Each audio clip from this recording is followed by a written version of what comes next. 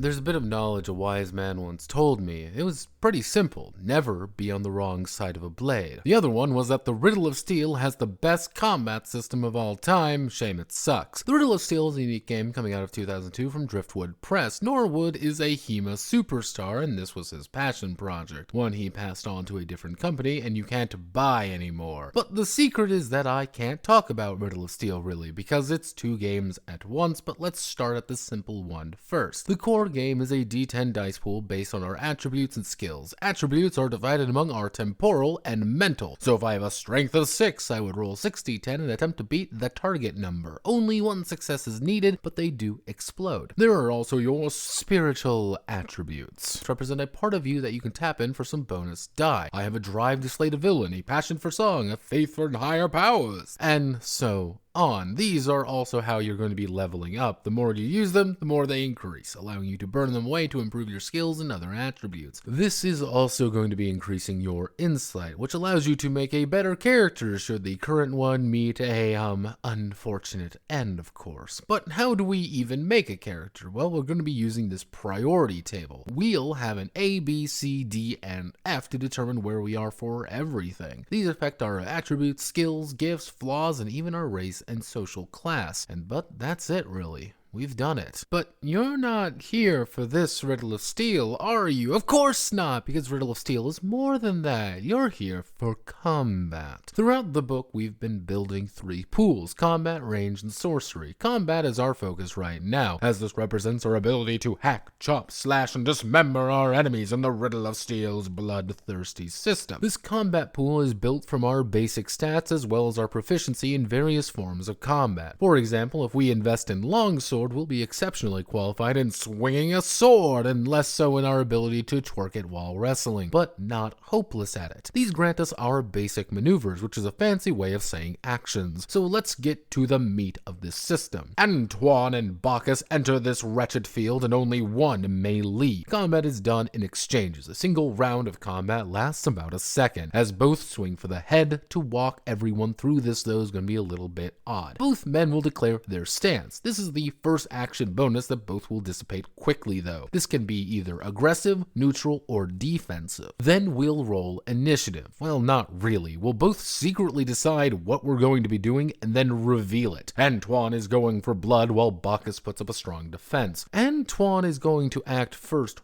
regardless of the situation. If both declare, then it would be a competition of whose reflex is better, which could have lethal consequences if both men prove equal. But Antoine will declare how much of his pool is being used for this attack and how he plans to spend it. Effectively, the attacker is declaring, "I am going to kill you. What's your response?" While Bacchus now may declare how much of his own combat pool he's using to defend himself. At its core, your combat pool is your holy resource of the player deciding what to spend, what to hold, and calling bluffs. Antoine needs to call a location now. Where is he actually attacking? Every single attack is valid and accounted for. For the sake of ease, we'll say he's swinging at 3, the arms or torso, but he could make stabs to the head, stabs to the gut, swings for the head, swings for the groin, and any other location. He's going to be making a skill check with his weapon's attack target number, and Bacchus is going to need to make one for his weapon's defense target number. This is now the critical juncture and has a few outcomes, but we'll summarize it as the attacker or defender winning. If Bacchus the defender wins, both blades flash, but no damage is dealt. Defensive maneuvers are all about declaring a mixture of evasions, parryings, and blocks in an attempt to avoid damage, which is the most important thing you can do. The combat momentum shifts, and now Bacchus has to go with his now reduced pool and declare his actions as Antoine did. But if Antoine wins, we'll have to do damage. No armor for the sake of ease, but we'll get to how many successes were generated and add it to our weapon's damage rating. A longsword has a damage rating of strength +2. With a strength of 7 and 1 success, we have a total of 10 damage. With Bacchus' toughness of 6, it goes down to only 4 damage. Naked Dwarf is alive and well in this game, do not doubt that. Now we'll consult the damage location table at the back of the poorly laid out book, and with a 4, we've hit the rib cage. A level 4 wound, though, that's going to be doing bleeding 9, shock 10, and pain equal to 12 minus willpower. Pain and shock are going to reduce the total amount of combat die we actually get to work with, while bleeding is a check we have to succeed at or we're going to start dying pretty quick. One hit, one attack, and Bacchus has been reduced to a shell of themselves. If they're lucky, they'll manage to stagger away, but maybe not for long. One good hit, and they're as good as dead. Now the GM just needs to resolve the other 4 combats going on in this round among the rest of the team. This is the second game of Riddle of Steel. At the knife's edge dance of wits and swords as 2 people parry and dodge one another for the final lethal attack. Most of the book is dedicated in some capacity to increasing or decreasing the combat pool of characters in a fight, forcing them to make tough choices of who, what, where, and why they are fighting. There is also sorcery for little bitches, which is the same system of building, managing, expending power in a series of sword and sorcery methods. In a game of Conan's, you're turning into Merlin. Power is at a price though, and generally speaking, that price is pretty steep. But this is also part of the first game, not this one. When I said there were 2 games, I wasn't really lying. Both are pretty simple to understand when it starts to get going, but they are radically different paces. Both demand different levels of attention, input, and thought. Riddle of Steel is a wholly unique game, one that is actually genuinely interesting, where a swish of a blade is lethal but never unforgiving. You always know what killed you, and you always know how you killed someone. Is the game flawless? Oh god, no. Soaked in that early 2000s edge and brutality, while being a bit wonky for its own good. But the real interesting part is the Riddle of Steel is its sons. Many of its sons have pursued the riddle and few have found it. A little bit of a hint for this Friday, of course, but we'll need to learn about its youngest to see why this game's a little bit cursed. My name is Notepad, and this was the Riddle of Steel. If you like what I do here, feel free to like, comment, and subscribe, and many thanks to the Merchant Kings of the Dunes for their continued patronage. Godspeed, good luck, and always trust your blade.